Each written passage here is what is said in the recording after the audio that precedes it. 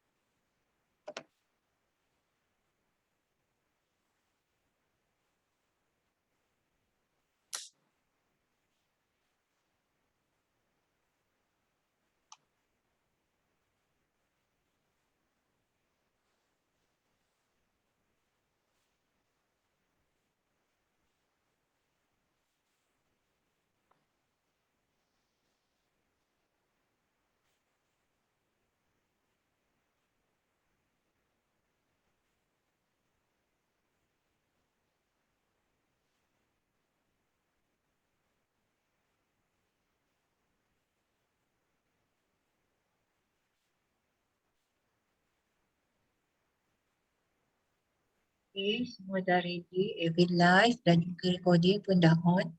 So insyaAllah kita dimulakan Kak Syeda Nafisa sebagai moderator pertama. Silakan. A'udzubillahiminasyaitonirrajim. Bismillahirrahmanirrahim. Assalamualaikum warahmatullahi wabarakatuh.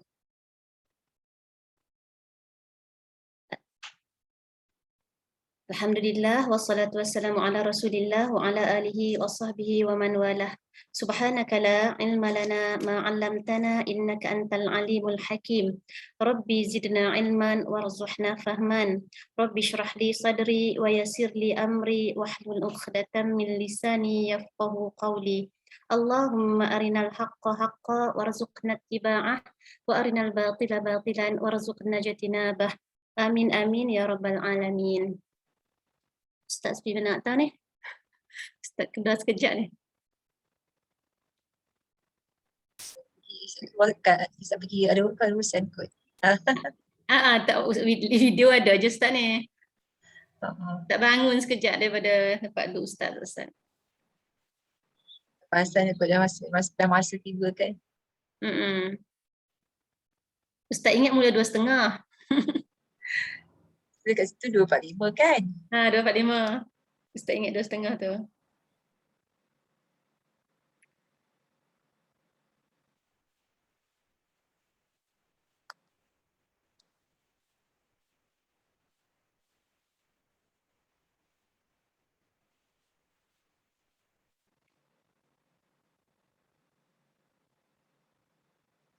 Sekejap kita tunggu Ustaz masuk sekejap.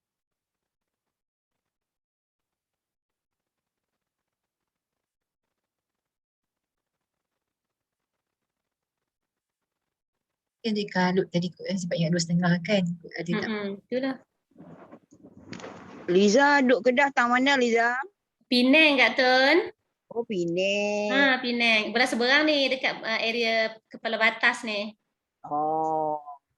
Okey.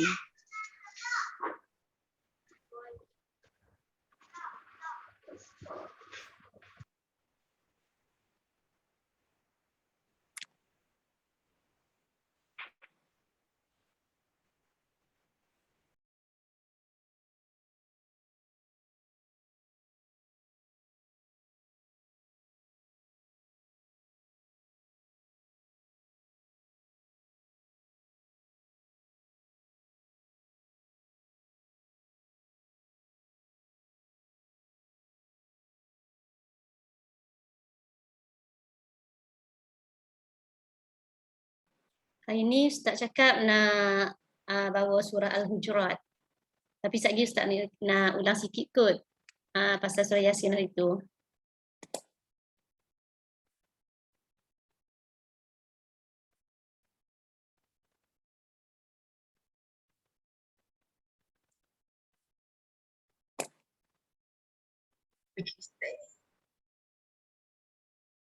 Ustaz gimana entah ni. Bangun terus dengan kerusi je ni. Ya, dah.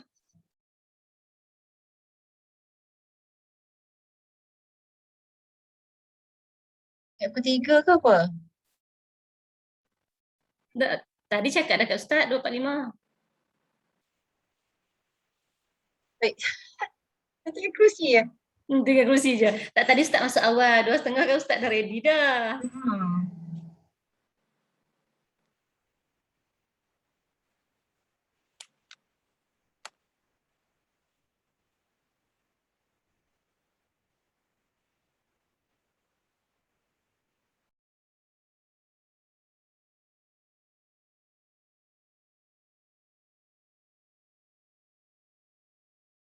Assalamualaikum. Waalaikumsalam warahmatullahi.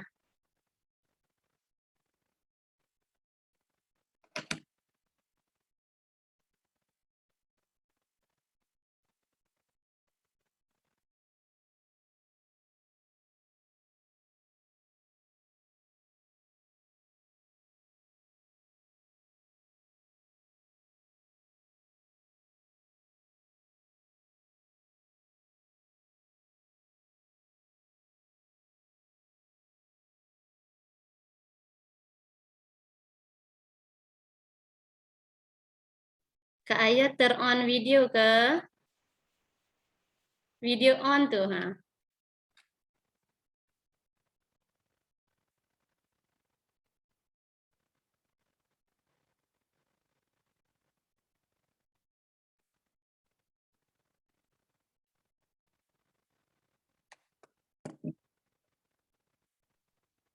Okey, Ustaz kata ada teori kewangan sekejap.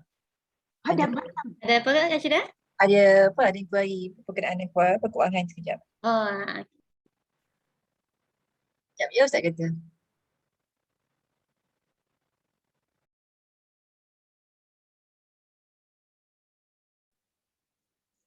Assalamualaikum Puan Syida, Puan Liza, Puan Nurliza. Waalaikumsalam warahmatullahi. Kak Hamidatul ni saya keluar sekejap nanti saya masuk balik, line tak elok sangat. Tak apa. Nanti saya cuba cari line lain. Nanti Kak masuk balik ya. Baik. Terima kasih. Sama.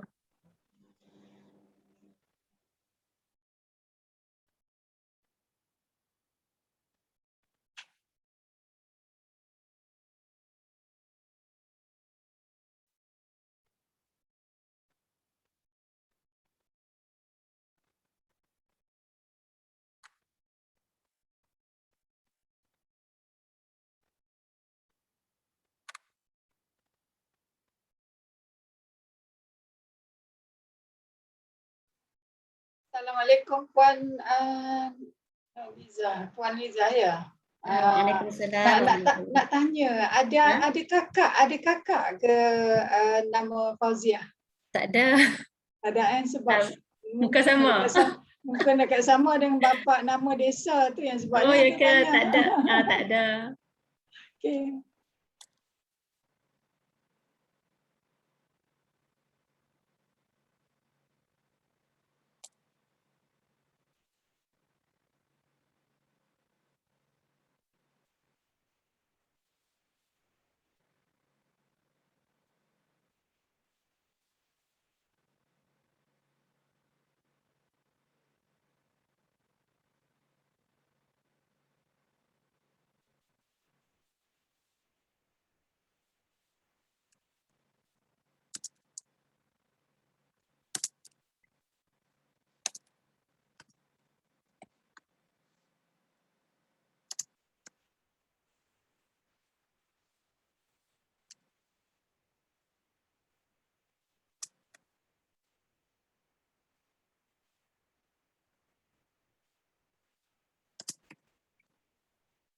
Surah ni pendek je kan Liza, 18 ayat je kan surah ni? Ha? Surah ni 18 ayat je. Surah ni pendek je. Pendek pun tapi mendalam ni surah ni. Betul kan? Sebab mungkin penting ke sebab Ustaz tu yang Ustaz pilih surah ni kan? Sebab sekarang ni akhlak kita kan macam-macam, adab, perangai semua tu. Ustaz pilih surah ni. Adab dengan Nabi semua dalam ni. Tabayun, macam mana kita nak tabayun kan. Semua ni semua dalam surah ni.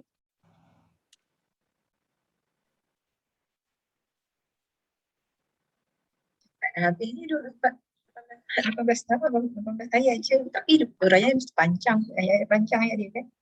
Ayat ni 18 ayat je.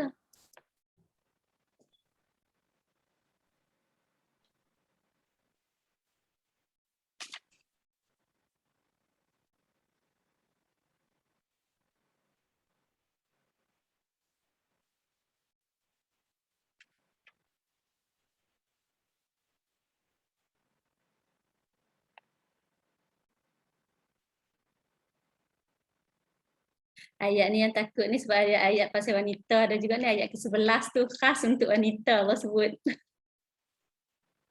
Ayat ke-11 nanti.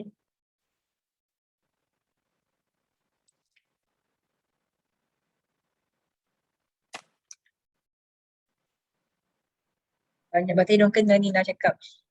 Hmm? Dia nak kena banyak kena batang hidung nanti ni kita ni. Memang. Allah tahu kan kita macam mana, tengok tu. Allah cakap kat kita siapa tu. Ayat 11 tu. Ayat 11 sekejap.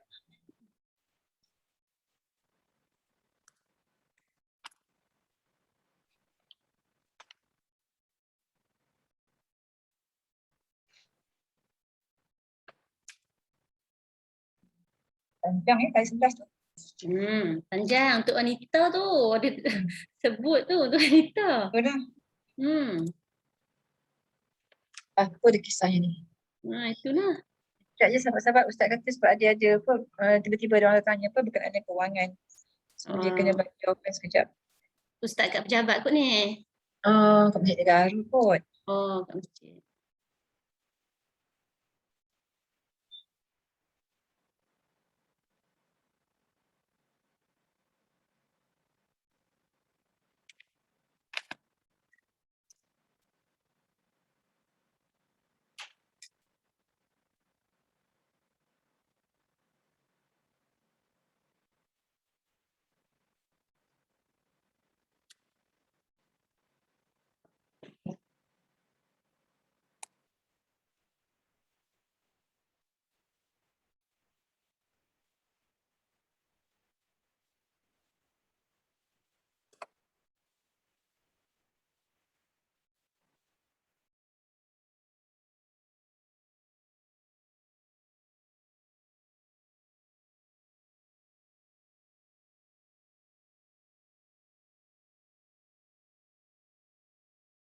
Wah, makan masa juga ni. Masa kita terhad kan sebab asal cepat kan.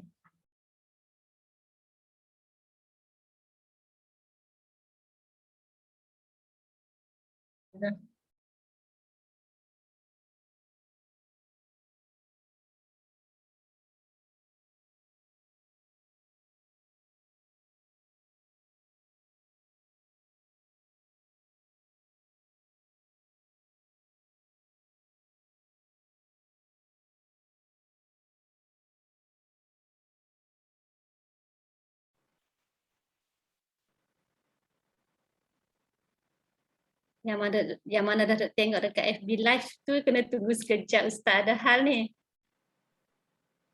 Tengok ada yang dah tengok live ni. Ustaz betul-betul.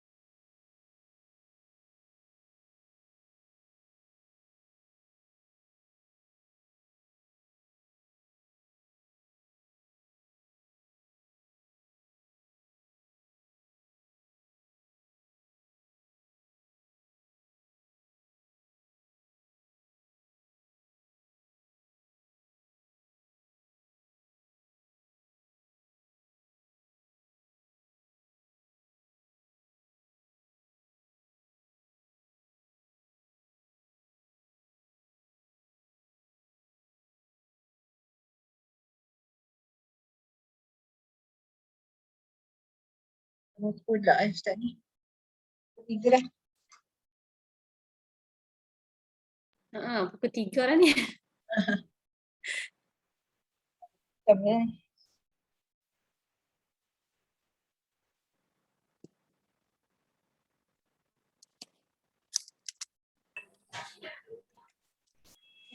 Mana?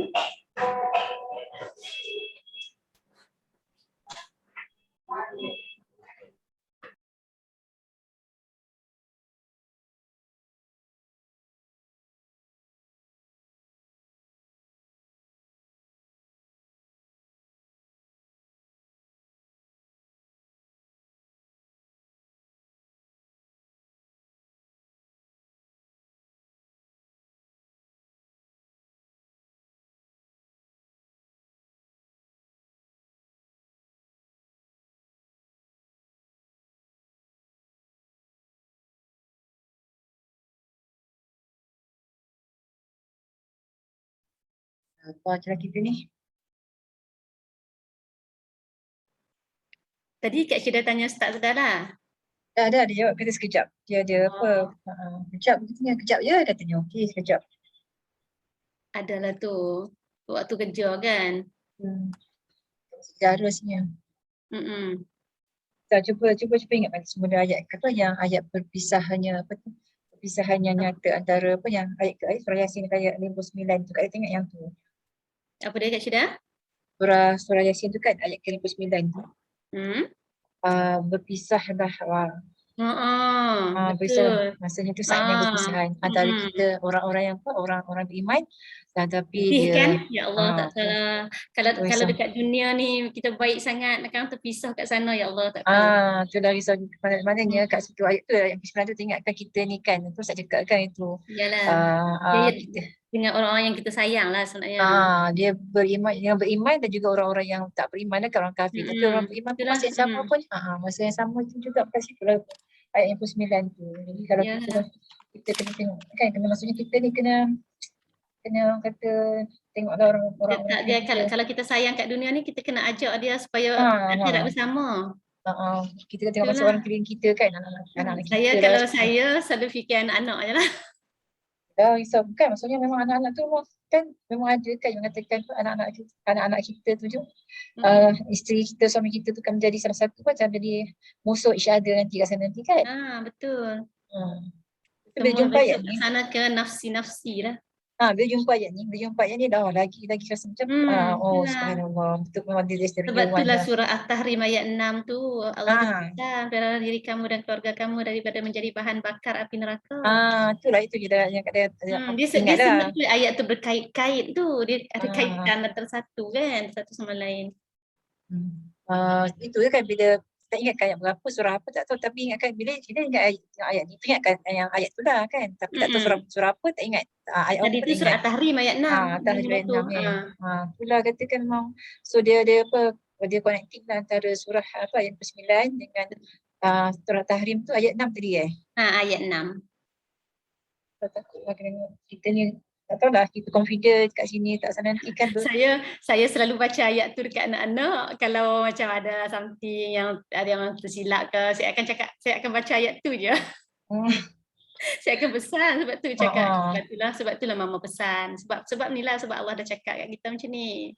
Jadi bukan nak marah, kita tak niat nak marah, tapi nak peringatkan supaya esok kita semua ni tak jadi bahan bakar api neraka. Cakap macam tu je kat anak-anak selalu. Tambah lagi satu lah kan kita berpisah di sini kan tak pisah dah kita pisah kan. Tapi betul lah kalau ya Allah kalau betul kita faham surah Yasin ni dia rasa satu perasaan tu bukan baca saja-sajalah sebenarnya. Betul kan bukan kita baca tu lepas tu sibuk nak makan ya Allah rasa tak termakan nak telan pun tak boleh kalau betul-betul faham ayat ni. Betul Liza ayat akhir tu kan kita kan. Itulah ya Allah ya Tuhanku. Kita tak faham makna dia kan maksudnya maha suci Allah yang di tangannya kekuasaan atas segala sesuatu dan kepada kamu dikembalikan. Lepas tu kan dah habis Yasin tu semua baca doa semua kan doa Yasin tu semua kan. Kita tak faham tu lepas tu kita okey dah selesai tu okey. Kan pergi makan-makan gelak-gelak pergi kan tapi kan sebenarnya peringatan dari Allah kan. Apa yang kita dah buat tu kaedah bila Allah subhanallah bila baca surah Yasin tu memang tak Mari kita baca ni. Terjemahan ni kan. Bila Ustaz tadabbur tu baru Betul. Kita kalau setakat baca terjemahan kita tak faham. Melainkan ada ustaz yang ajar kita tadabbur kan.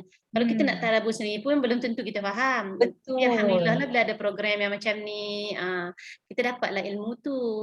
Banyak sedikit pun, tapi kalau kita beramal dengan satu ayat tu pun alhamdulillah. Tapi itulah kan satu lagi, memanglah surah Yasin ni kadang kita kalau baca orang yang meninggal kan. Sebenarnya dia pesanan untuk orang yang hidup. Sebab orang hidup tu dia yang mendengar. Kalau memang untuk orang sakit tu pun Rasulullah tak buat, tapi sahabat buat kan. Ada hadis yang tu kan untuk yang bacakan ketika nazak tu. Tapi saya pun tak tahu yang tu status hadis dia macam mana, saya tak ingat pula. Rasa macam ada dengar dulu tapi dah terlupa. Ada petikan ulama lah, tapi itu bukan hadis daripada sahabat tu. Kepada Nabi tu sahabat yang buat, sahabat seorang je yang buat sahabat tu.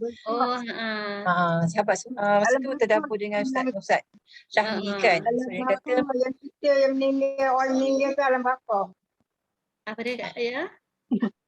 Ada satu hari Kak Ayah dengar ustaz tu apa, Kak Ayah dengar kan 5 alam, alam baqah, alam mahsyar. Daripada mahsyar tu kita nak pergi tempat timbang tu, masa tu lah bangun macam-macam kan, ada kaki ke atas, kepala ke bawah. Takut Kak Ayah dengar. Betul. Kalau tidak dalam surah Al-Mulk macam tu lah yang cakap tu berjalan dengan muka. Betul. Alam barzah pun dia keluar macam kepala je dulu.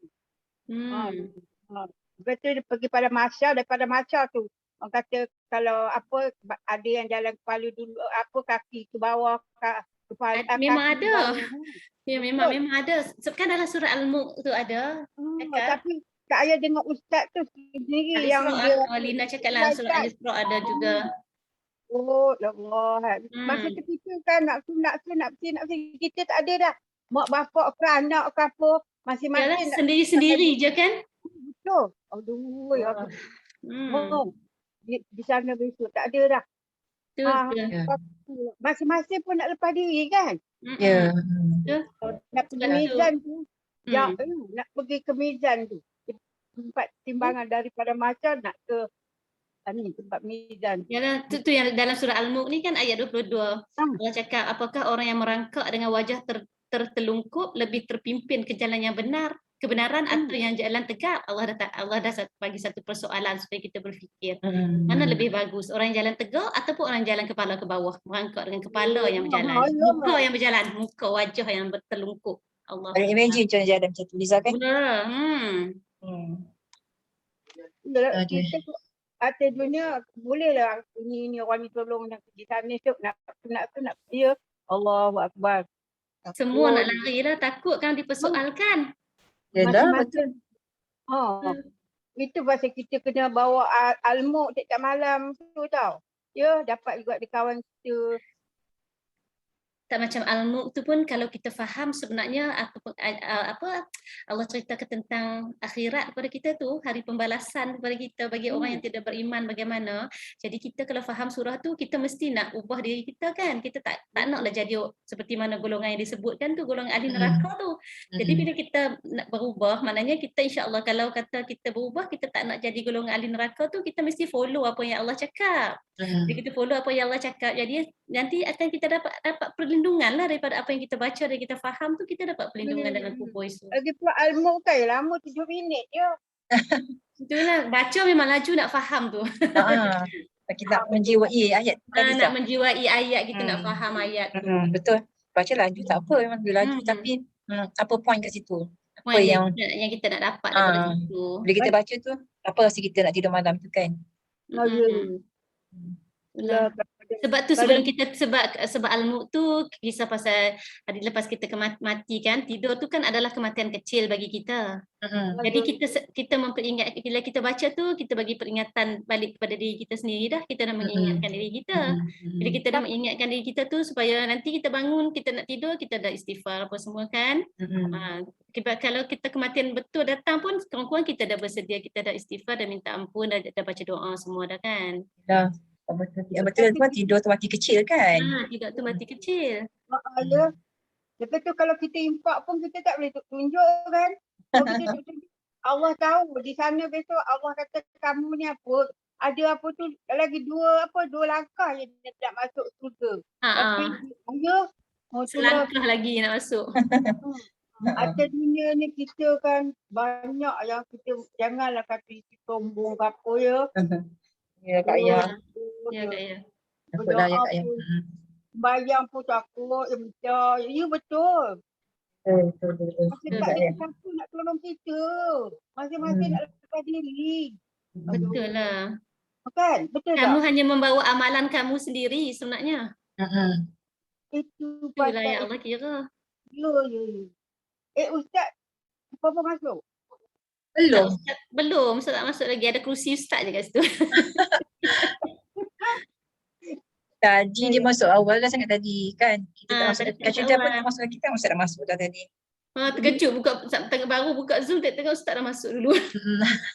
2:30 tu Ustaz dah masuk dah. Ustaz ingat 2:30 tadi.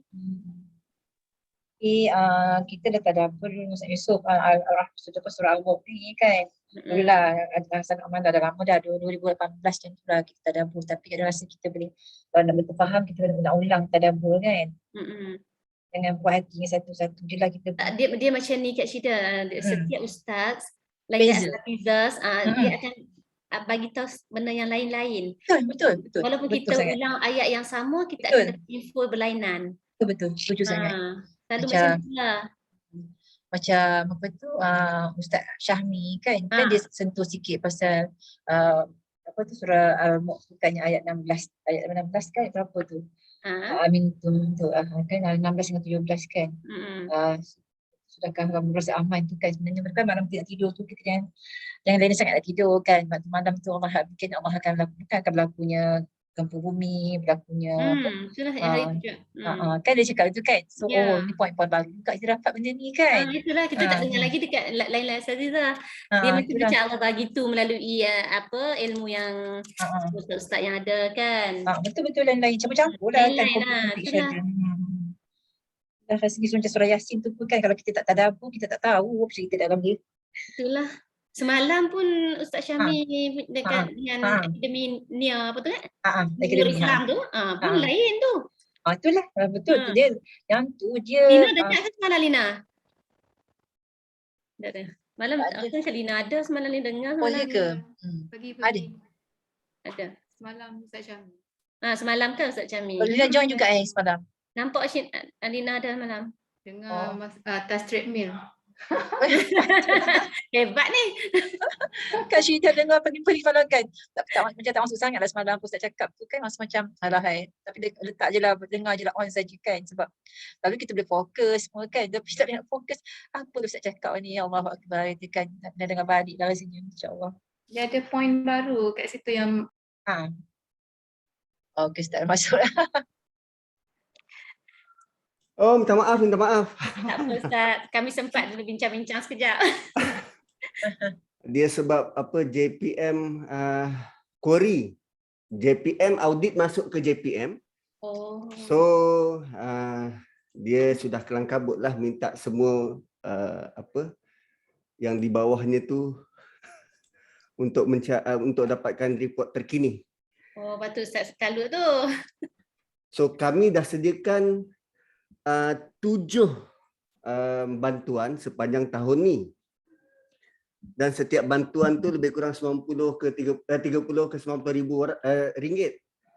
So nak keluarkan report balik tu pun makan masa lah. Tak apalah, kita pergi ke surah Hujurat dulu. Itu semua boleh diuruskan. Nauzubillahi minasyaitonirrajim. Bismillahirrahmanirrahim. Alhamdulillahilladzi hadana lihadza wa ma kunna linahtadiya laula an hadanallah. Nashhadu an la ilaha illallah wahdahu la syarikalah wa nashhadu anna sayyidana wa maulana Muhammadan abduhu wa rasuluh. Allahumma salli wa sallim wa barik ala Muhammad wa ala ali Muhammad kama sallaita ala Ibrahim wa ala ali Ibrahim fil alamin innaka Hamidum Majid. Kita ada sejam sebelum solat asar. Dan saya bertugas asar pada hari ini. Okey, jap betulkan kamera. Ustaz, setakat mana yang sempat. Surah ni surah yang best. Dia surah yang menakjubkan. Okey. Surah Hujurat, surah sebelumnya surah Fath, dan kita tahu suratul Fath adalah surah tentang bagaimana Allah mengangkat kredibiliti Nabi SAW, dan surah Fath adalah surah yang menyentuh tentang bagaimana kita memberikan keutamaan untuk taat pada Nabi SAW. Dan surah ini sebagai kembar dia. Surah ini sebagai kembar dia, dan Allah nyatakan secara langsung dalam ayat kedua surah ini, antahbata a'malukum wa antum la tash'urun. Boleh jadi bila kamu meninggikan suara depan Nabi, amal kamu dihapuskan dan kamu tidak sedar. Oi, macam tu sekali. Walhal apa yang kita buat itu kadang kita tak sedar pun. Basically tak sedar. Tapi Allah hapuskan amal tu hanya kerana tindak tanduk tingkah laku manusia depan Nabi SAW. So surah Fath bagaimana mengutamakan ketaatan pada Nabi disambung dalam surah Hujurat. Dan surah Hujurat pula dia mengajar kita tentang cara bermasyarakat. Sebenarnya sangat sukar untuk menyatukan setiap orang, terutamanya bila kita ada latar belakang yang berbeza-beza. Kan, Kak Syida mungkin orang korporat, kan? Puan Liza mungkin apa? Puan Liza apa? Doktor, engineer, Di rumah aja. ahli muzik, apa? Ahli muzik. So, Liza engineer kek tu. engineer kek. So, bila latar belakang berbeza,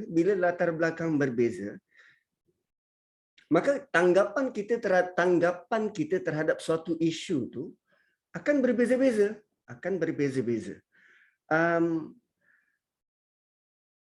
Kerana perbezaan itulah Allah Subhanahu Wa Taala datangkan satu bentuk panduan bagaimana cara kita bermasyarakat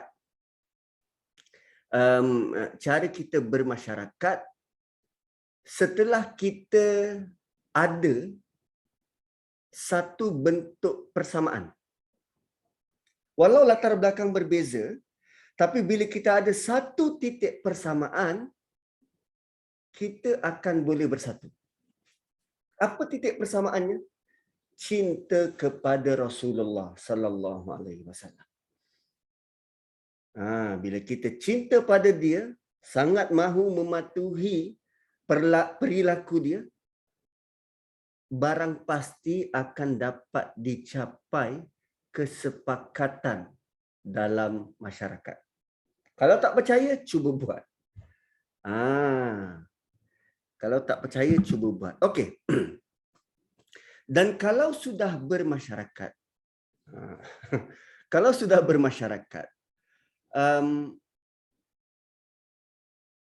maka masyarakat itu dia akan membentuk sebuah daulah Islam. Daulah Islam. Bukan hanya sebagai negara yang digazetkan sebagai Islam, tetapi dia akan melahirkan masyarakat yang memancarkan kualiti Islam itu sendiri. Cuba tengok macam mana kita sering memuji-muji negara-negara yang begitu komited terhadap akhlak. New Zealand yang terbaru, kan? Perdana Menteri dia seorang bekas pekerja di bar, kan? Presiden New Zealand tu yang perempuan tu. Kalau tengok dia latar belakang. Jessica, Ustaz. Jessica. Yes. Dia sebelum jadi PM dia pernah kerja merata tempat antara dalam dekat kelab, dekat bar. Dia pelayan bar, Ustaz. So itulah bila dia ada satu titik persamaan, macam mana dia boleh menyatukan setiap orang dekat New Zealand itu kerana dia jumpa satu titik persamaan. Sama juga macam Jepun. Apa titik persamaannya? Mereka ada nilai yang dikongsi bersama. Sebab tu dalam dialog dalam surah Ali Imran, surah Nisa, bila berdialog dengan Nasrani, kan Allah seru, mari kita berhimpun mencari titik persamaan. Mencari titik persamaan. So, samalah macam surah ini, dia nak kita mencari satu titik persamaan supaya kita dapat membina negara, bukan digazetkan, digelar sebagai Islam, tetapi orang melihat inilah ciri-ciri negara Islam. So, kita punya negara Islam ni diperlembagaankan. Tapi rakyatnya masih belum tentu ataupun masih separuh-separuh ataupun suku-suku. Kalau kita tengok ayat pertama surah Hujurat. Surah ini pendek je. Ada beberapa ayat. Berapa? 18 ayat je tu. 18 ayat. Ayat pertama surah ini Allah mulakan dengan seruan. Surah ini ada 5 seruan. 6 seruan. 5 kepada orang beriman, 1 kepada seluruh manusia. Sama ada beriman atau tak beriman. Surah ini dimulakan dengan 5 seruan pertama kepada orang beriman. Tujuannya supaya setiap orang beriman take note dan memastikan ketaatan kepada seruan tersebut. Kerana ada misi besar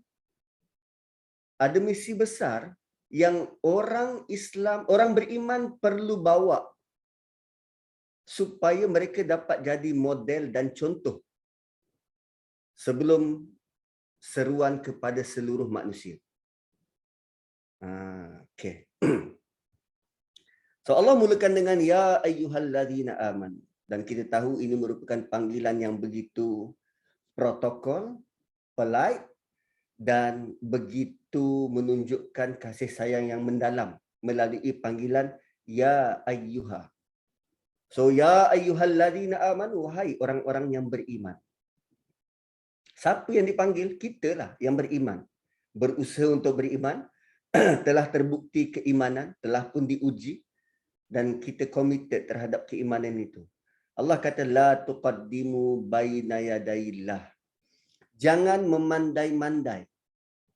La tuqaddimu, jangan mendahului. Jangan memandai-mandai baina yadayillahi wa rasulih. Sebelum sebarang peraturan diberikan oleh Allah dan Rasul. Jangan memandai-mandai dalam urusan agama sebelum ketetapan dari Allah dan Rasul datang. Dan ayat ini telah pun dibuktikan beberapa kali oleh Nabi SAW, terutamanya dalam peristiwa Ifki. Dan sebulan wahyu tak turun, sebulan tu juga Nabi kunci mulut, tidak mengeluarkan sebarang perkataan. Tidak pun malah sampai ke tahap Nabi tidak pun backup isteri baginda, kan?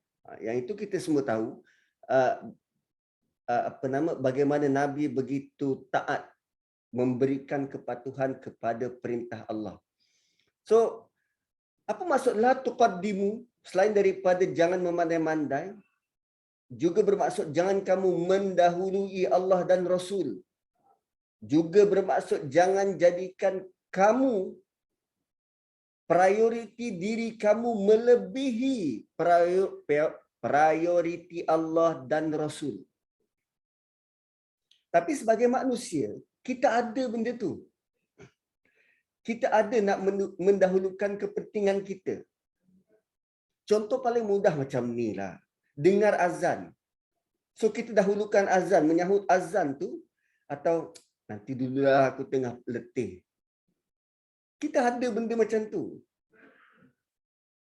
Kan? So memang sebagai manusia, memang kita ada kecenderungan dan kehendak itu tidak dinafikan. Tetapi kehendak kita itu hendaklah datang nombor 2 selepas kehendak Allah dan Rasul. Kenapa kita masih belum mendahulukan contoh paling mudah panggilan azan tu? Mungkin sebab cinta tu belum mendalam. Cinta tu belum mendalam. Ada beza kalau adik kita, kan waktu kecil-kecil dulu, adik-beradik, adik kita atau kakak kita minta tolong ambilkan air di dapur, berbanding kalau kita dah ada suami minta tolong ambilkan air di dapur, atau dibandingkan mak kita minta tolong ambil air di dapur. Emosinya berbeza-beza. Kalau adik-beradik tu dia rasa, alah kau pun boleh buat. Dalam keadaan malas-malas macam tu. Lepas tu diugut pula. Kan tadi aku dah bagi ini, kau tak nak bantu pula. Diugut pula macam tu. Memanglah rasa bengkak di hati. Tapi kalau suami yang suruh, kita di support pula, ditambah pula dengan ada tuntutan kewajipan menunaikan. Kalau mak suruh, ini syurga aku. Kalau anak suruh, ini cinta hati. Kan beza-beza emosi tu. So kalau kita sudah ada hubungan, berlaku connection dengan Allah dan kecintaan pada Nabi, dia akan merubah sikap kita dalam meletakkan prioriti sehari-hari inilah. So bila ada panggilan azan misal kata dan kita masih belum tergerak untuk buat begitu, mungkin kita kena usahakan untuk lebih mendalami cinta kepada Allah dan Rasul. Sebab bila dah ada cinta itu, relatifnya kita sangat cepat, mudah untuk berkorban. Yelah, kenang baliklah waktu kita bercinta dulu. Lautan api, I sanggup renangi. Kan? Bila call, boleh datang tak? Hujan lah yang, sorry lah, I tak dapat datang. Semalam cakap lautan api, ini baru air. Kan? So, itulah. Mungkin bentuk-bentuk macam itulah. Bila ada cinta tu, maka la tuqaddimu baina yadayillah ini akan lebih mudah kita nampak. Lebih mudah untuk dilaksanakan. Okey, sebelum okey. Kalau dalam huraian tafsir ni dia kata, maknanya dalam setiap urusan kehidupan kita, sebelum kita lakukan suatu, hendaklah kita membuat pertimbangan. Apakah nasihat, panduan Quran dan hadis berkaitan perkara ini? Dan kerap kali juga kita katakan apa? Tak ada dalam Quran, tak ada dalam hadis. Sedangkan kita tak cari pun. Kita tak usaha untuk cari pun. So, dengan kata lain, janganlah tergesa-gesa untuk buat suatu keputusan yang ada di depan mata.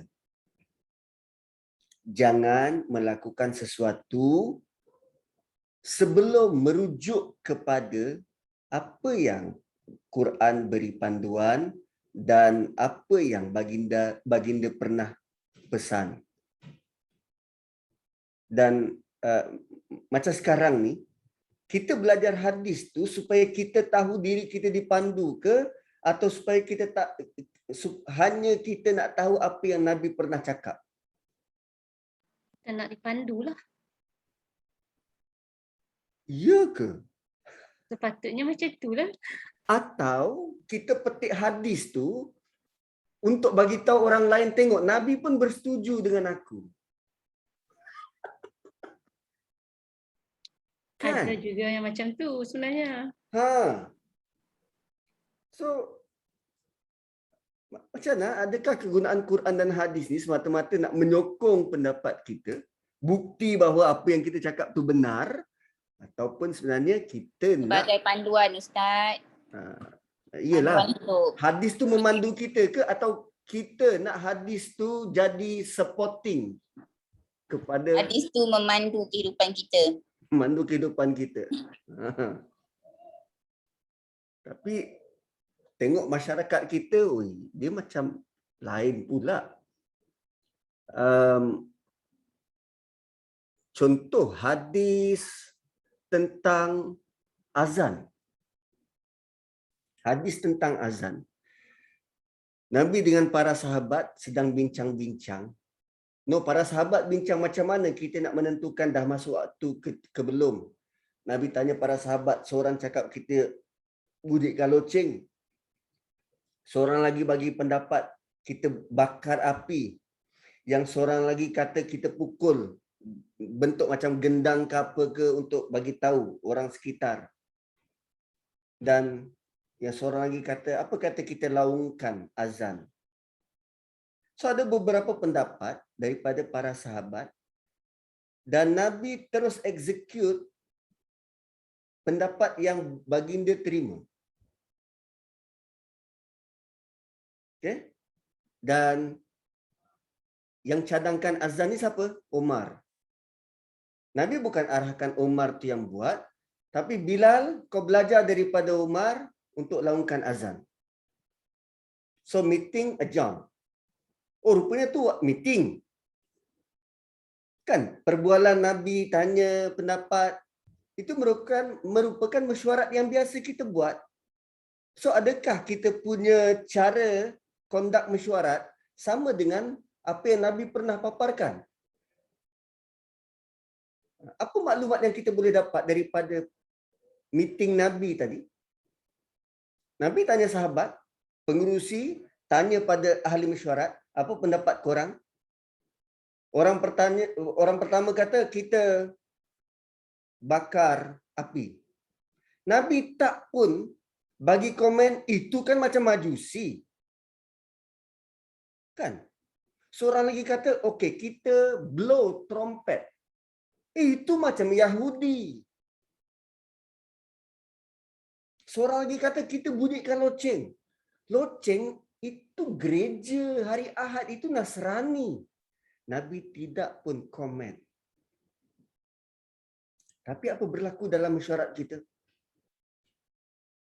Bila orang bagi pendapat tak sesuai dengan kehendak kita, kita cantas, malukan dia pula. Akhirnya, meeting akan datang, dia senyap, tak nak masuk campur, tak nak ikut, mood down. Tapi Nabi tidak pun komen pada sahabat tu, kau punya pendapat tertolak. Tak. Malah Nabi tidak pula memuji pendapat yang dia nak terima. Bagus Umar, macam ni lah yang aku nak. Tak. Okey, Bilal pergi belajar dengan Umar untuk laungkan azan. That's it. Orang yang diterima pendapat pun tidak bangga diri sebab dia diterima. Orang yang tidak diterima pendapat pun tidak kecil hati sebab tidak diterima. Hui. Mana kita boleh dapat panduan, model bermesyuarat macam tu? So, kita baca hadis Nabi, adakah untuk memandu kita atau sekadar kita baca hadis tu, oh Nabi buat begini. So, kena ada tim psikologi hadis untuk ekstrak ilmu-ilmu yang macam tu. Baru kita nampak, wow. Okay. So, wattaqullah. Bertakwalah kepada Allah. So, undang-undang pertama dalam kehidupan kita, peraturan pertama, seruan pertama adalah dahulukan Allah dan Rasul dalam apa jua bentuk. Cuma cabarannya adalah kita bakal berperang dengan diri kita sendiri. Sebab tu Allah memujuk kita dengan wattaqullah, bertakwalah kepada Allah. Bertakwalah kepada Allah. Sebab boleh jadi keputusan-keputusan daripada Quran dan Sunnah tidak selari dengan kemahuan nafsu kita. Suatu ayatnya adalah wattaqullah innallaha sami'un alim. Allah Maha mendengar. Boleh jadi ada mesyuarat, selepas mesyuarat Allah dengar dan Allah tahu. Kena jaga hal syariat kerana Allah sentiasa memerhati apa saja yang kita buat dan Allah sentiasa nampak dan dengar perbuatan dan perbualan kita, menilai apa yang kita sedang lakukan. So, ayat ini dalam bentuk apa yang perlu kita lakukan, kemudian bagaimana nak kawal diri, dan kemudian ada sebab dan akibat. Innallaha sami'un alim. Adanya sistem pemantauan. So dia bukan sekadar kita letakkan satu undang-undang, tetapi selepas diletakkan undang-undang, diperkasakan pula modal insan. Dan selepas itu ada sistem penguatkuasaan. Penguatkuasaan. Hanya dalam satu ayat pertama. Ada undang-undang, ada upaya perkasakan modal insan, dan seterusnya penguatkuasaan. Ayat kedua. Ya ayyuhallazina amanu. Tengok punya Allah sayang dengan Nabi. Ayat pertama pun ada Nabi. Ayat kedua spesifik tentang Nabi. Itu level cinta Allah pada Nabi. So rugi kalau kita tidak memperkasakan cinta kita pada Nabi. Sebab Allah sangat sayang pada Nabi. Ya ayyuhallazina amanu, wahai orang beriman. La tarfa'u, jangan tinggikan aswatakum, suaramu, fauqa sautin nabi, di hadapan Nabi, atau melebihi suara Nabi. Syiah mengambil ayat ini untuk terus-terusan menghina dan melaknat Umar. Surah sebelum tentang apa? Surah Fath. Apa berlaku sewaktu perjanjian Hudaibiyah? Umar tinggi suara. Umar tinggi suara depan Nabi. Umar tanya pada Nabi, ya Rasulullah, that's it? Kita sanggup nak letak tangan kita lebih rendah daripada mereka? Bukankah kalau kita mati, kita masuk syurga, dan kalau mereka mati, mereka masuk neraka? Bukankah kita agama yang tinggi? Nabi cuma kata, inni Rasulullah. Dalam sejarah para sahabat tu kali pertama Umar tinggi suara depan Nabi. Tuan-puan, sebab kita tidak mengenali, kita tak tahu PL dan perangai sahabat ni dengan gambaran yang jelas. Para sahabat ni adalah orang-orang yang paling kehadapan bila berkaitan dengan Nabi. Kan bila Nabi gunting rambut, sisir rambut, Nabi ambil uduk, sahabat akan berebut untuk dapatkan air bekas wuduk Nabi. Nabi kot, bukan Ustaz Nazri. Nabi. Kita pun akan meluru begitu kalau kita ada kesempatan, dan moga-moga Allah temukan kita dengan Nabi di tepi Telaga Kausar. Itu jam sahabat tak sahabat, saya rempuh. Itu jam dia tak ada dah sahabat dulu. Tak. Nabi tidak pun letak prioriti begitu. Semua orang beriman yang Nabi kenal layak untuk dapat. Itu jam memang rempuh untuk dapat. suapan daripada Nabi SAW. Okey. Sifat dan perangai sahabat ni, dia akan sebolehnya, semahunya mempertahankan Nabi. So bila ada sahabat-sahabat yang lain yang kelihatannya macam, kan apa yang Umar buat tu kan tinggi suara. Kalau ada sahabat lain selain daripada peristiwa itu, ada orang yang cuba untuk tinggikan suara, sahabat-sahabat keliling Nabi akan ingatkan, "Hey, dia Nabi. Jaga suaramu. Hey, dia Nabi." Tapi waktu Umar, tak seorang pun, hatta Abu Bakar, Ali di situ, Utsman di situ, senyap. Seolah-olah mereka ada satu titik persamaan dengan Umar. Cuma Umar yang berani. Gitu. So, apa yang berlaku pada Hudaibiyah tu exceptional. Malah ayat ini belum turun. Ayat ini belum turun. Jika ayat ini sudah turun dan Umar buat, that's it. Antah bata' ma'alukum wa antum la tashurun. Amal dia akan terhapus. Ayat ni belum turun. Nah, tu kena faham. Hujahan Syiah nak menjatuhkan kredibiliti Umar. Kalau dia kata Umar waktu tu dah terhapus amal, habis Ali tak buat apa-apa ke? Tak tegur Umar ke? Kan diorang agung-agungkan Ali. So, la tarfa'u aswatakum fawqa sautin Nabi. Ayat yang sukar kita nak relate dengan kita. Kan dia kata, jangan angkat suara melebihi suara Nabi. Akak Nurliza pernah dengar suara Nabi? Kan? Tak pernah dengar kan?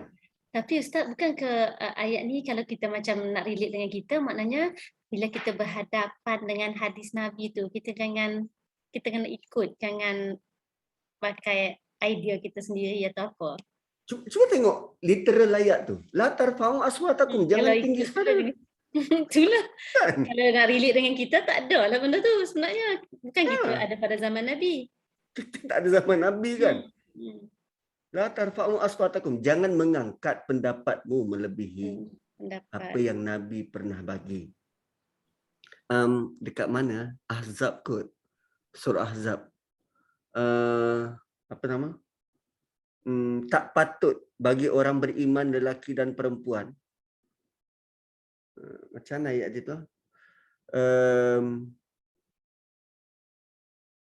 Saya lupalah.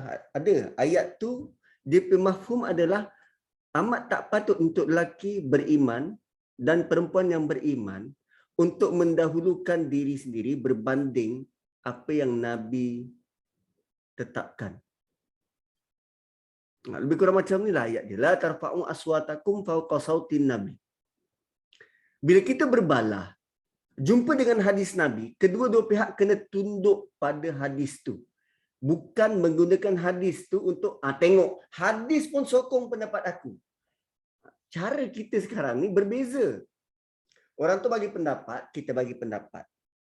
Kita pula bawa hadis menyokong pendapat kita, orang tu bawa hadis dia menyokong pendapat dia. Lalu teruskan perbalahan. Sepatutnya dengan hadirnya hadis boleh mengendurkan semangat kita nak menang. Ustaz, ayat 36 ke surah Al-Ahzab, dan tidak layak bagi lelaki dan mukmin dan perempuan yang mukmin apabila Allah dan Rasulnya telah menetapkan suatu ketetapan akan ada pilihan yang lain bagi mereka. Yes, dia tak boleh nak pilih yang lain. Betul, ayat tu lah, ayat tu. Apa dia punya, apa sebutan Arab ni? Wa ma kana lil wa ma kana lil mu'minin wala mu'minatin idza qadallahu wa rasuluhu amra. Idza qadallahu wa rasuluhu amra ay yakuna lahumul khiyaratu min amrihim. Khiyarat, dia tak ada pilihan. Habis tu kita terpaksa ke? Hamba mana ada say dalam urusan pentadbiran? Kita kan hamba. So berjiwa hamba tu perlu dijadikan dasar dulu sebelum yang lain. Okey. Wala tajharu lahu bil qauli. Jangan kamu bercakap. Janganlah kamu menyaringkan suara. Wala tajharu, menguatkan suara. Bil qauli, bila kamu bercakap dengan Nabi, kajahri ba'dikum li ba'din. Seperti engkau berborak dengan kawan-kawan yang lain. So untuk Nabi, dia ada specific voice. Berborak dengan Nabi tak sama dengan berborak dengan kawan. So sangat tak patut kalau ada ungkapan-ungkapan seperti, Nabi itu postman je. Dia bukan kau punya kawan tau. Kau boleh komen dia macam tu. Tak. Nabi itu kan lelaki macam kita juga. Dia bukan kawan kau tau. Wala tajharu lahu bil qauli kajahri ba'dikum li ba'd. Dia adalah insan yang kita ada cinta pada dia. Orang yang kita cinta, kita takkan mudah-mudah untuk sebut dia, meletakkan dia sama level dengan perkara yang biasa-biasa. Tak. So ungkapan-ungkapan memperlekeh Nabi itu, no. Itu yang akan akibatkan antahbata a'malukum. Amal-amal kamu dihapuskan. Worthless. Bayangkan amal. Allah kata amal, bukan amal, amal. Seluruh amalanmu terhapus. Wa antum la tash'urun, dan kamu tak sedar. Okey, apa maksud tak sedar? Apa maksud tak sedar? Tak sedarlah Ustaz, tak sedar. Apa maksud tak sedar? Tadi pagi buka di paper, dapat berita yang menstreskan. 3 jam terkurung dalam van, anak autism mati. 3 jam terkurung dalam van, anak autism mati. Apa punca dia? Tak sedar. So bila tak sedar, dia akan keep on doing it. Merasakan benda tu betul. Okey. Huyo. Lebih parah bila ada usaha untuk menyedarkan, dia tak nak ikut. Qul huwallahu ahad. Huwa tu Muhammad. Dia tak sedar yang dia buat tu salah. Pula tu ada penyokong yang bagi sokongan. Baguslah macam ni buat Wahabi semua ni. Wa antum la tash'urun. Banyak benda kita boleh buat main. Tetapi bukan yang ini. Terutamanya bila berkaitan Allah dan Nabi. Cuba tengok level of gratitude. Level of love yang Allah pancarkan daripada 2 ayat ini. Terutamanya pada Nabi. Ayat pertama, Allah tidak detail pun, jangan dahulukan Allah. Tak detail. Hanya satu frasa, la tuqaddimu. That's it. Tapi untuk Nabi, la tajharu, la tarfa'u. Dan semua itu perilaku, perbuatan.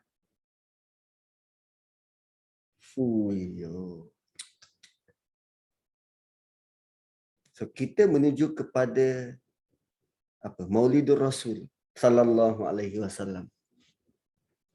So bagaimana kita nak jadikan ayat ini memperkuatkan lagi cinta kita pada Nabi sallallahu alaihi wasallam. Begitu hebatnya Allah melampiaskan cintanya pada Nabi melalui kalam-kalam dia. So bila kita baca, kita perlu merasai cinta itu. Kalau begitu sayang Allah pada Nabi, so kita patut lebih lagi. Okey. Kejap, semalam surah apa ya? Semalam saya jadi hakim tilawah Quran. Kafa. Kafa ni umur berapa? 12 dan ke bawah. Kafah. Ada satu peserta tu dia baca surah apa ya? Surah Zukhruf kot. Bukan Zukhruf. Bukan. Surah apa ya? Aduh. Saya terkedu dia baca ayat tu. Dan saya baru jumpa. Alah, lupa dah. Surah apa ya? Bukan Zukhruf. Ahqaf. Tapi DP ayat tu mana nak dapat lupalah. Tapi ayat dia tu macam ni. Allah akan beri ganjaran setelah kita buat ada satu list yang orang beriman perlu laksanakan. DP ganjaran adalah ganjaran syurga kepada orang beriman dan nabi dia. Ganjaran syurga kepada orang beriman dan warasuluhu dan nabi dia. Saya tengok ayat tu terus nangis. Sebab Allah letak orang beriman dulu sebelum nabi. Allah bagi ganjaran tu pada orang beriman dulu sebelum nabi. Huyo. Terus perasaan bercampur baur, galau, rasa apa kelayakan kita ni untuk diberi keutamaan berbanding nabi? Oh, gila. Nanti saya dapatkan ayat di mana. Tapi luar biasa lah. Kalau nanti tuan-puan sudi tengok rakaman pertandingan tilawah semalam, buka dekat FB Jakim, boleh cari rakaman ihtifal kafah kebangsaan. Rakaman ihtifal kafah kebangsaan dan tengok dia punya ada senarai peserta. Senarai peserta tu tolong cari yang lelaki, peserta lelaki. Yang baca ayat tu sebab yang baca semalam tu memang sedap dia baca. Budak 9 tahun kot, darjah 3. Darjah 3 baca macam wakil peringkat negeri. Walau baru darjah 3, 9 tahun dari Melaka. Dia anak kepada Ustaz Azra'i bin Datuk Al-Haq tu. Pemenang tilawah peringkat kebangsaan. Memang dahsyatlah anak dia. Anak dia duduk masuk. So yang semalam sekejap ya. Siapa entah nama anak dia tu? Ni saya kongsikan dekat copy link. Saya kongsi dekat sini. Nanti tuan-tuan boleh tengok. Oh, ni yang hari ini. Dia sambung terus ke ni? Oh, dia sambung terus. Hari ini tentang syarahan. Kita ada share, Ustaz. Kita ada share dekat FB dan kita ada share dekat group dah. Yes, okay. Ada follow majlis malam. Nanti cari ayat yang dibaca oleh peserta kedua terakhir. Kedua ke keempat terakhir? Kedua terakhir kot. Dia pakai baju peach. Tapi ayat tu sangat luar biasa lah. Dan kalau ayat 1 dan 2 ni Allah lebihkan Nabi. Ayat tu Allah dahulukan orang beriman berbanding Nabi SAW. Kemudian peraturan seterusnya masih lagi dalam kerangka seruan kedua. Dalam kerangka seruan kedua, peraturan seterusnya adalah innalladzina yaghudduna aswatahum 'inda Rasulillah. Sungguh orang yang merendahkan suaranya semasa mereka berada di sisi Nabi. Jumpa hadis Nabi, kita terus humble depan hadis Nabi. Tak kira siapa bawa. Anak kita mungkin cakap dengan kita, tapi diungkapkan hadis Nabi. Humble kita depan hadis Nabi. Ganjarannya apa? Ulaikal ladzina amtahanallahu qulubahum littaqwa. Mereka itulah yang Allah imtihan. Imtihan apa? Ujian. Mereka itulah yang Allah bersihkan hati-hati mereka, disediakan bekas untuk kekal bertakwa. Lahum maghfirah wa ajrun azim. Perbuatan kita itu mengakibatkan hati kita dibaiki, dibentuk oleh Allah. Selama ini kita merasakan apa? Bila kita kata perbaiki hati, bersihkan hati, ikhtiar kita, tanggapan kita sendiri kena bersihkan hati. Kita sendiri kena usaha. Ayat dia apa? Kita sendiri. Oh, rupanya cara singkat adalah dengan humble depan hadis Nabi. Maknanya hati kita tunduklah Ustaz kepada ni apa yang hadis Nabi ni, sebenarnya Allah dah boleh membersihkan jiwa kita, dah boleh jadi berlaku tazkiyatun nafs. Yes. Ya Allah. Niatkan kita sendirilah kena buat susah. Itulah tanggapan kita selama ni. Kita sendiri kena buat. So bila disuruh, mana kita nak sendiri buat, orang tak tahu. Tapi rupanya berhadapan dengan apa yang Nabi pernah beri. Hadis-hadis Nabi, peraturan-peraturan dari Nabi, tunjuk ajar daripada Nabi, Allah akan bersihkan hati. Dahsyat.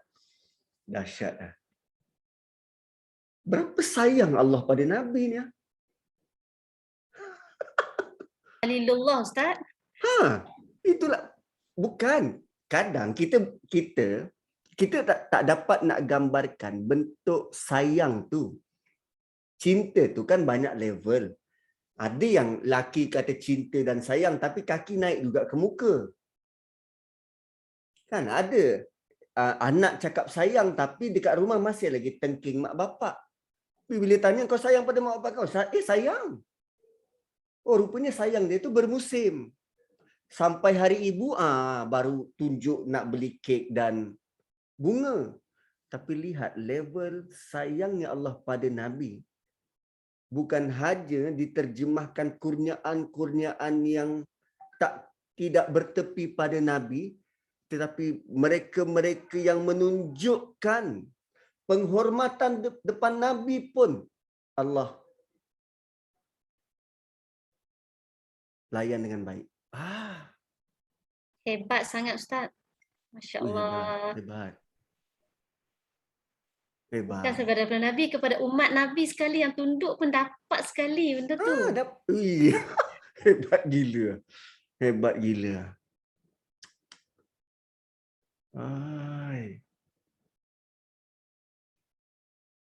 So, ada ulama kata ini hanya terpakai pada sahabat yang berhadapan dengan Nabi, menundukkan suara depan Nabi. Tapi ulama mutaakhirin, Quraisy Shihab misal kata, dia melihat tak, ini umat sepanjang zaman menerima impak dan kesan bila kita berhadapan dengan hadis Nabi. Kita bukan tidak pernah melazimi, bukan tak pernah baca hadis Nabi. Tapi waktu kita baca tu, emosi, ego, perasaan kita macam mana? Sebab benda ni orang tak nampak, orang kat luar tak nampak. Kita boleh saja berpura-pura tunduk depan hadis Nabi, konon-konon begitu khusyuk dan khuduk. Tapi dia melibatkan hati. Tentang hati ni dah diulas panjang oleh Dr. Salehah. Kan peringkat-peringkatnya qalbu, fuad, sudur, Semua tu peringkat-peringkatnya. So latihan tu imtihan tu sebenarnya periksa. Kenapa periksa? Sebab nak menentukan yang bersih dan yang kotor. Dan imtihan ni akan datang. Bentuk-bentuk ujian akan datang. Nak memastikan hati kita benar tunduk tak depan Nabi sallallahu alaihi wasallam. Allazina imtahanallahu qulubahum littaqwa. Okey. Waktu kita baca tahiyat akhir. Kan? Syahadu an la ilaha illallah. No. Assalamu alayka. No. At-tahiyatul mubarakatus salawatut tayyibatu lillah. Kemudian assalamu alayka ayyuhan nabi. Kita bagi salam pada siapa?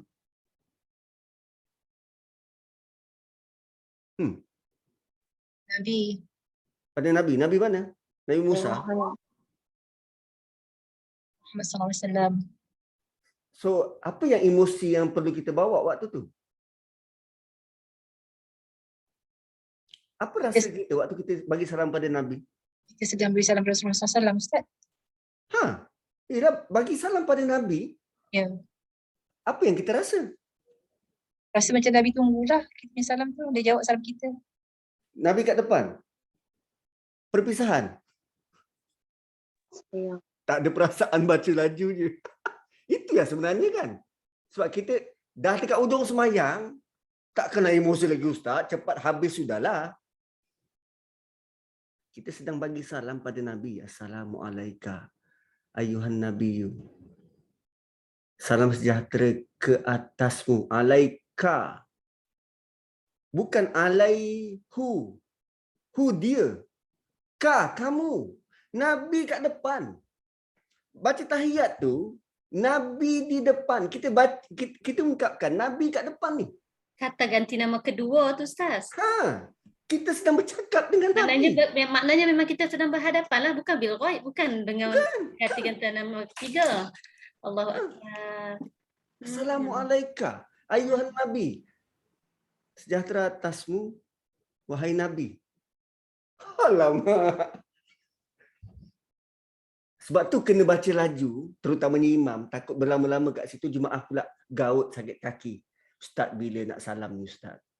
Ustaz doa assalamualaikum, assalamualaikum.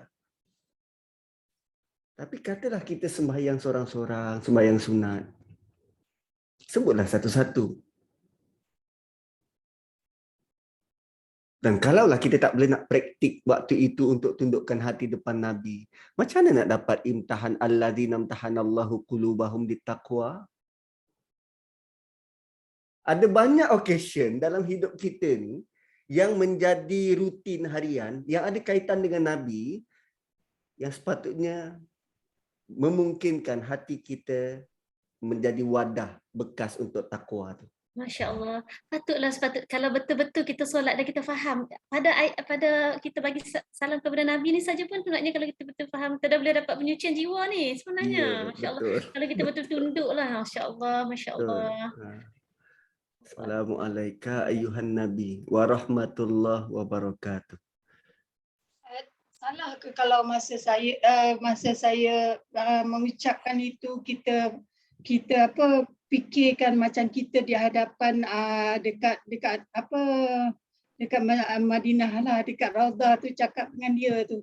Sebab saya selalu bila sampai kepada sini saya macam tergambar di hadapan makam dia. Salah ke? Boleh je. Yang penting benda tu tidak secara hulu. Masuk hulu ni berlebih-lebih akhirnya merosakkan solat. Sebab kita dah dekat ujung solat ni. Boleh je sebenarnya. Sebab di perkataan itu pun melambangkan kita sedang bercakap dengan Nabi dan tak salah untuk kita gambarkan Raudhah mungkin, makam dia mungkin, dan kita tak pernah nampak Nabi. Assalamualaikum. So itu juga tanggapan ulama bahawa Nabi tak mati. Kan ada hadis yang kalau kau ucapkan salawat pada aku dengar, malaikat yang sampaikan. Dan ada ulama yang takwil hadis tu, ada 2 malaikat yang dengar dan sampaikan pada Nabi. Tapi apa pun bila pernyataan Assalamualaikum tu, kan untuk orang hidup kita sedang bercakap dengan dia. Dahsyat lah, dahsyat. Cerita pasal Nabi ni dia akan bawa kita satu emosi lain. Emosi yang tak tergambar. Saya pernah juga melazimi baca salawat Ibrahimiyah. Yalah, kita nak cuba kan, nak cuba betul tak dengan baca salawat tu kita akan datang cinta. Diorang kata nak cinta Nabi ni kena salawat lah banyak-banyak. Kita pun cuba. Salawat tak nak yang pendek, sombong konon-konon, nak baca yang panjang biar thrill. So sekali salawat Nabi dan baca sekali dengan Nabi Ibrahim. Bila perjalanan daripada Putrajaya ke Melaka, sama dia nak pergi hantar, waktu tu orang rumah tengah dalam pantang anak kedua. Saya pergi balik baca salawat. Dalam banyak-banyak pergi dan balik ni, sepanjang perjalanan baca tu, tak rasa apa-apa. Tak ada terdetik ke apa, tak ada. Mungkin rasa haus dia nak minum sebab baca, bukan dalam hati, baca. Rasa haus. Sampailah satu ketika, saya balik dari mana ya? Berjalan daripada satu tempat dalam Putrajaya tu juga nak balik rumah.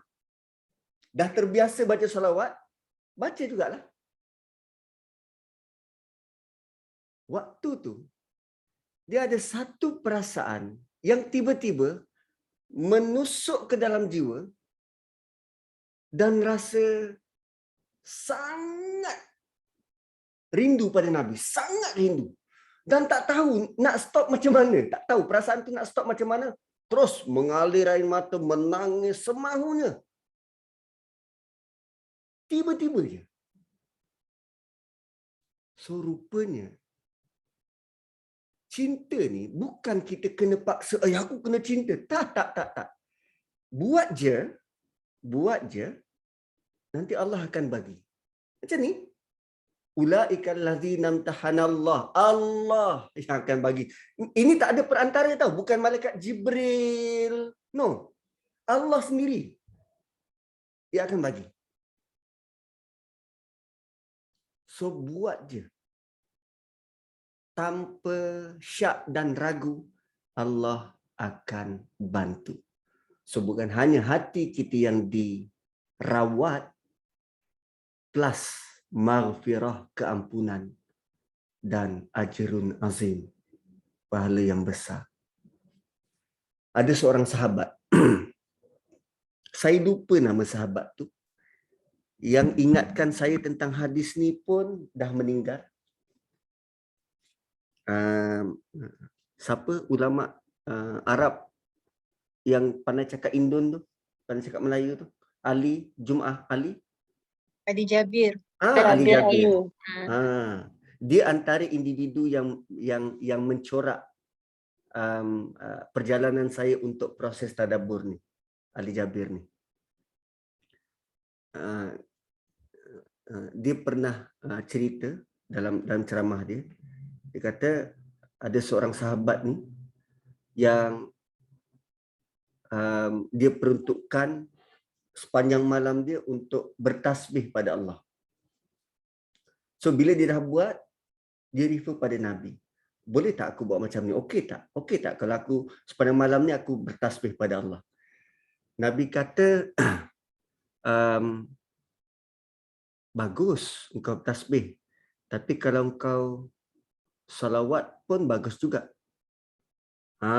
So daripada sepanjang malam, katalah 3 bahagian malam tu. So 2/3 dia tasbih, dia tasbih, 1/3 dia salawat. Dia tukar. Sebab Nabi kata kalau engkau salawat pun bagus juga. So bila dah buat, dia refer pada Nabi. Okey, 2/3 aku tasbih, 1/3 aku salawat. Nabi punya komen adalah bagus. Tapi kalau engkau lebihkan salawat pun bagus juga. Nabi tak kata lebihkan. Kalau engkau salawat pun bagus juga. So dia tukar daripada 2/3 tasbih kepada 2/3 salawat. Selebihnya tasbih, 1/3 tasbih. Dan bila dia jumpa Nabi, Nabi kata bagus. Tapi kalau engkau salawat pun bagus juga. Dia tukar daripada tasbih salawat all night.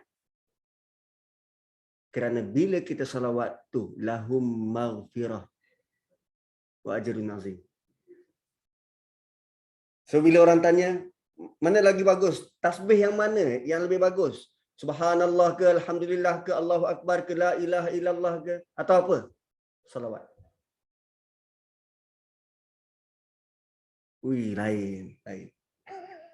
Lain. So salawat pada Nabi, dia memberi pengertian berbeza di sisi Allah Subhanahu Wa Taala.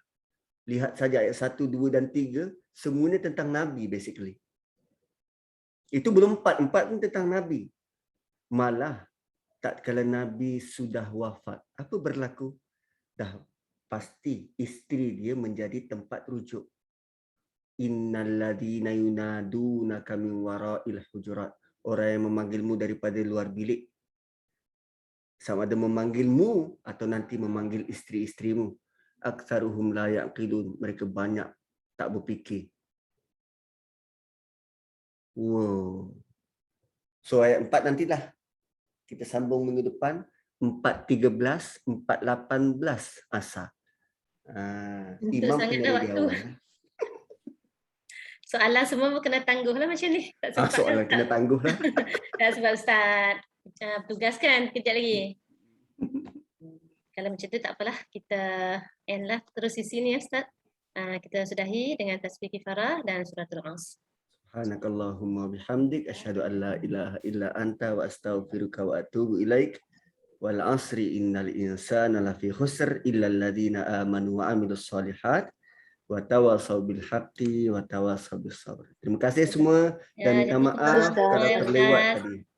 Terima kasih banyak Terima kasih, Ustaz. Terima kasih. Assalamualaikum Terima kasih warahmatullahi banyak Ustaz. wabarakatuh. Assalamualaikum. Terima kasih Ustaz. InsyaAllah jumpa lagi Apa minggu Ustaz depan. boleh keluar dulu Ustaz?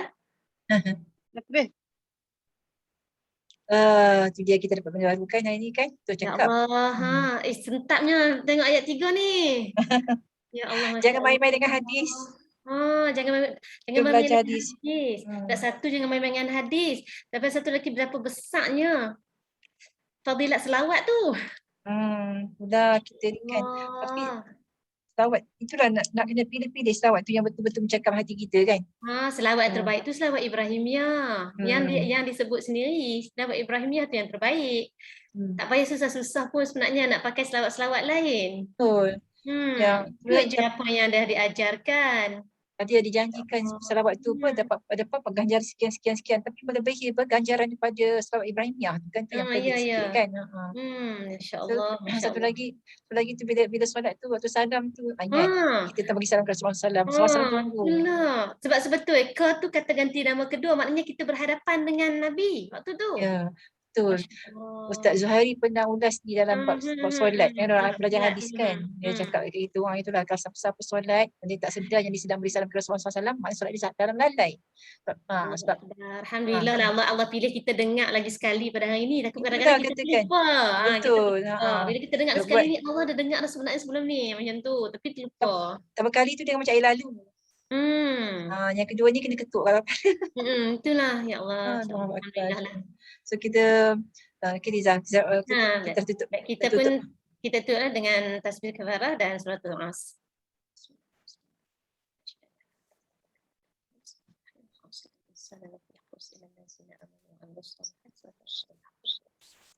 Terima kasih semua, jazakumullahu khair. Petang-petang pun tunggu juga kan. Alhamdulillah. Walaupun tak masuk lewat sikit tadi kan. Kalau Tak apa. maksudnya kalau masa awal tadi banyak benda lagi kita dapat ni. Tapi tak Tak apa apa, sikit tak pun. apa. Alhamdulillah dah kita tunggu tu pun Jangan ada sama, ganjaran yang pelan-pelan. ditulis. Apa dia? Itulah. Terima kasih Itu Liza. selawat. Yelah. Liza. Ya baik. Terima kasih Kak Ya. Ya sama.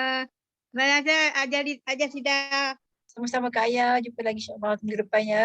Kita cuti Ya, ya, esok. ya. Kak Ayah Okey. kadang-kadang terlepas pandang. Oh, ya ke? Kadang, terlepas pandang. Yang ini nasib baik. Ada. Ya. Ayolah.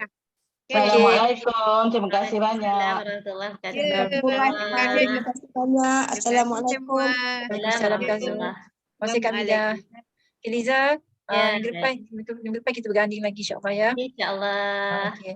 Terima kasih Mana. Assalamualaikum. Assalamualaikum. So Kak Syeda endkan sesi petang ni ya dengan lepas Assalamualaikum warahmatullahi wabarakatuh. Terima kasih Liza atas bantuan Waalaikumsalam warahmatullahi yang diberikan kepada kami semua. Alhamdulillah, Ya, mudah-mudahan kita semua. Alhamdulillah, Alhamdulillah. Dengan izin Allah. Okay, Sambung Assalamualaikum gandingan yang warahmatullahi baik. wabarakatuh. Kak Syida dengan Kak Liza. Ya, sama. InsyaAllah, insyaAllah. Kita usahakan dengan Liza ya, insyaAllah. Ya, Kita insyaAllah. nanti. Okay, baik. Okay, baik. Okay, baik. Liza rajin.